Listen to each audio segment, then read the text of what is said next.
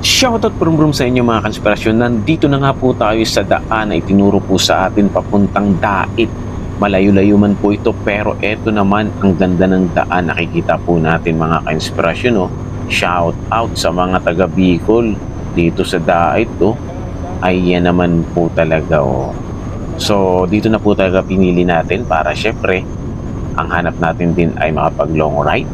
At syempre safe yung atin pong motor dahil hindi pa po tayo familiar talaga sa daan dito sa Bicol dahil first time po natin kaya madalas tayo nagtatanong. Ganun po talaga kapag hindi tayo familiar. Kaya eto, tanong na naman tayo ito kay Kuya. Anong lugar na po ito? Ano po, Santa Elena po, Daradil. Pero yung Dait po. Kaunahan pa po. Kuya, yung bang ano, yung may sinabi kasi sa akin, doon dapat tanda ka sa kabila kaso malubak. Yung may lusutan, si Pukot ba yun? Yung may daanan ba doon? Pasipukot daw. May gasolinahan daw eh.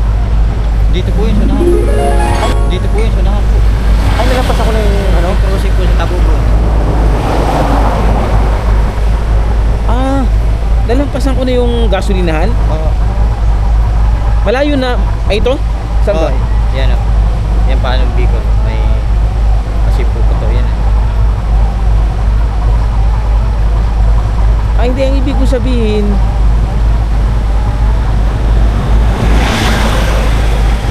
Saan po papunta nyo? iriga ako eh. Ay, hindi.